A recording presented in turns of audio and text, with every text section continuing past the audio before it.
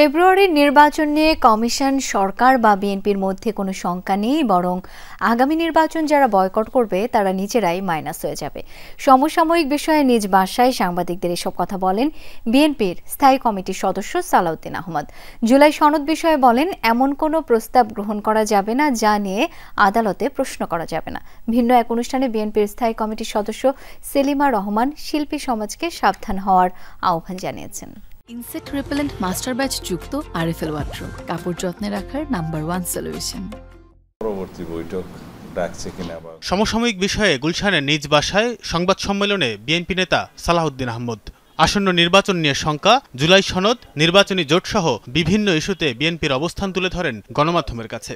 সালাউদ্দিন আহমদ জানান, ফেব্রুয়ারির নির্বাচন নিয়ে সরকার, কমিশন বা বিএনপির মধ্যে কোনো শঙ্কা নেই। আগামী 2026 সালের ফেব্রুয়ারির প্রথমার্ধে রমজান শুরুর এক সপ্তাহ আগে ইনশাআল্লাহ বাংলাদেশে আগামী জাতীয় সংসদ নির্বাচন অনুষ্ঠিত হবে। এই বিষয়ে কোনো সংশয় সন্দেহ নেই। সরকারের তরফ থেকেও নেই, নির্বাচন কমিশনের তরফ থেকেও নেই, আমাদের তরফ থেকে তো না থাকারই কথা। আগামীর নির্বাচন যারা বয়কট করবে বিভিন্ন ঠুনকো বাহানায়, তারা বাংলাদেশের জাতীয় রাজনীতি থেকে ভবিষ্যতে নিজেরাই মাইনাস হয়ে যাওয়ার একটা সম্ভাবনা থাকবে। আশা করি সেই ঝুঁকি কেউ নেবে না। নির্বাচনী জোট প্রসঙ্গে জানান, জামায়াতকে বাদ দিয়ে বেশ কয়েকটি ইসলামী দলের সাথে আলোচনা চলছে বিএনপির। আর প্রার্থী বাছাইয়ে ফ্যাসিবাদ বিরোধী আন্দোলনে ভূমিকা রাখা ব্যক্তিরাই গুরুত্ব পাবেন বলেও জানান সালাউদ্দিন আহমদ। বাংলাদেশ জামাত ইসলামীর সাথে আমাদের নির্বাচনে জোট হওয়ার কোনো সম্ভাবনা নেই। অন্যান্য দলের ক্ষেত্রে যুগপৎ আন্দোলনে যারা আমাদের সাথে সঙ্গী ছিলেন তাদের সাথে আমাদের প্রতিশ্রুতি আছে, তাদেরকে সাথে নিয়ে আমরা নির্বাচন করব।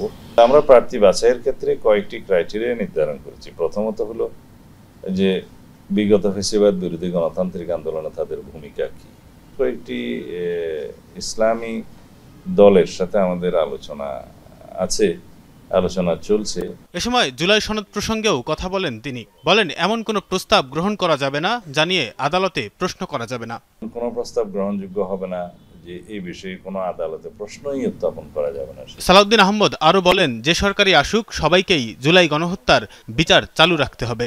বিচার যে সরকারই থাকুক আসুক সবাইকেই বিচার চালু রাখতেই হবে। এদিকে শিল্পী সমাজকে সাবধান হতে আহ্বান জানিয়েছেন বিএনপির স্থায়ী কমিটির সদস্য সেলিমা রহমান। প্রেস ক্লাবের সামনে জাসাস আয়োজিত মানববন্ধনে তিনি বলেন, চেতনার কথা বলে লাভ নেই, নারী পুরুষ শিশু সবাই এখন সচেতন। আপনারা শিল্পী মানুষ, আপনারা সাবধান হয়ে যান, কারণ ছাত্র জনতা, শিল্পী এবং নারী পুরুষ শিশু সবাই আজ সচেতন। আপনারা সচেতনতার কথা বলে লাভ নাই, চেতনার কথা বলেও লাভ নেই। মুক্তিযুদ্ধ চেতনার কথা বলে বাংলাদেশকে শোষণ করেছেন এই আপনারাই।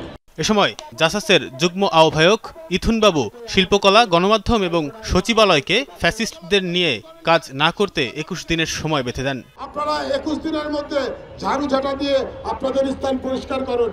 তানভীর সিদ্দিক টিপু, যমুনা নিউজ, ঢাকা।